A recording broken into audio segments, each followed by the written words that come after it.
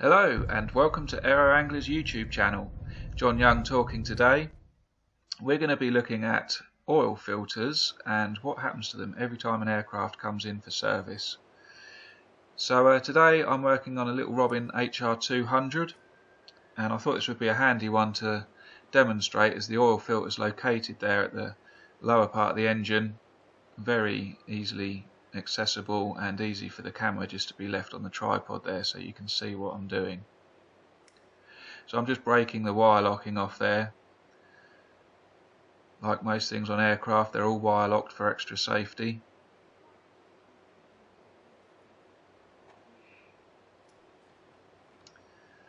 And now, unlike a car oil filter, this has actually got an inch nut on it, so it's quite easy to undo, and it's also very useful because you wouldn't be able to torque it up with a torque wrench if it didn't have that nut on it.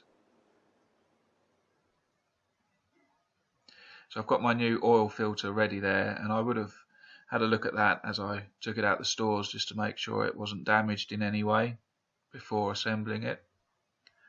Never assume anything, I suppose, is the lesson there. And you can see there the oil filter itself holds about 1 litre of oil. Even though we've drained the oil sump, there's still quite a bit of oil trapped in that housing and in the oil filter itself, so I'm just leaving that there to drain for a minute or two.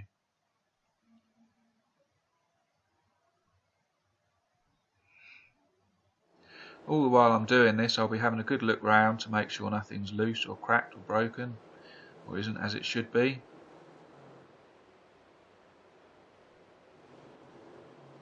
Again, there's no substitute for getting hold of things and making sure they're secure.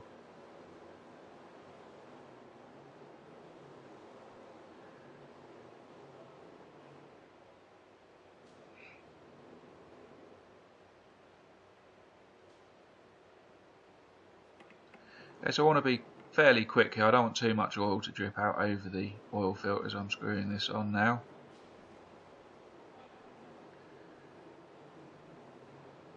Now these Champion oil filters are very handy actually because they have the torque figure printed on them, and you can see here I'm torquing this oil filter up, just turning it very slowly with the torque wrench until I feel that click, which will indicate that we've reached the torque required. Very easy to overdo it if you're too heavy-handed, a bit of feel there. And now a very important note here as well is that I'm cleaning any residual oil that's been left between the housing and the filter itself, because obviously when the inspection on this aircraft is completed it will go out for a ground run and come back and be checked over for leaks, so we want to make sure it's clean of oil.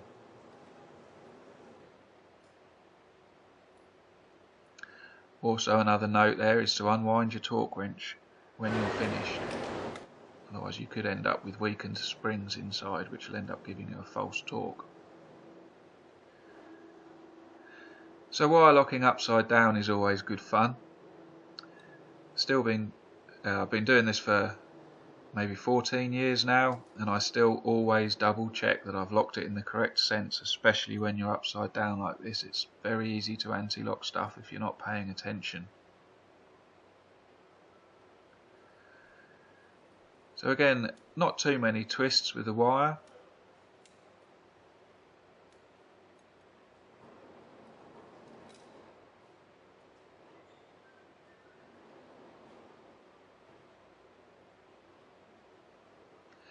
And I'm just going to feed that through the hole there, which is located right next to the nut on the oil filter that I was talking about. So the oil filter is wire locked to the housing.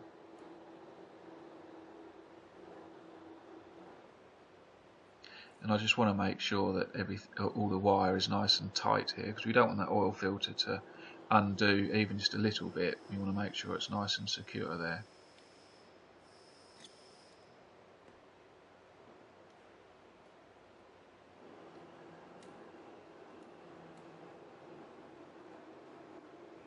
Quite bizarre when you think car or oil filters are not wire locked. I suppose it's a lot easier to pull over on the side of the road in your car, however it still could cause some serious problems if your oil filter came undone. Another important note there is as I cut the tail of the wire off, I folded it back on itself so it didn't leave any sharp edges. So the oil filter's in the vise now. I'm just taking the seal out there so the cutting tool will sit down flush on top of the filter there.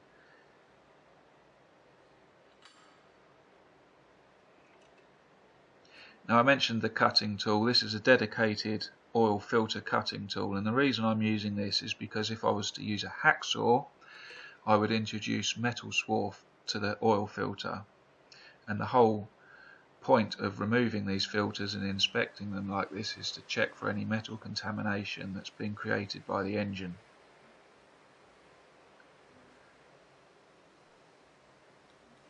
So a few turns here, just gradually tightening the blade as I go, and any second now the lid will just pop off. Like so.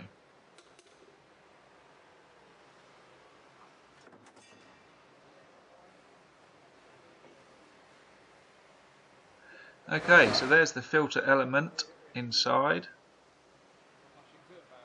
Just going to let that drain for a second or two.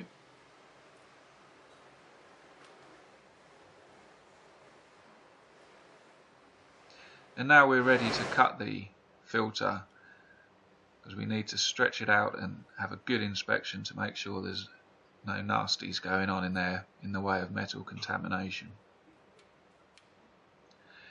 So I'm just going to use a hacksaw now and cut down to the center core of the filter. I think I'll turn it around in a second just to show you what I'm talking about. So now I'm just cutting down to the center there. I think a bit of time lapse is in order now, so we'll just speed things up a little bit for you here.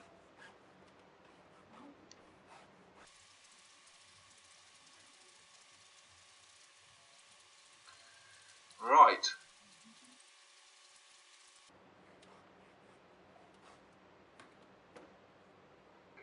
And out it comes. So you can see there that I'm pulling all of the filter element away from the housing there, so we can have a good look.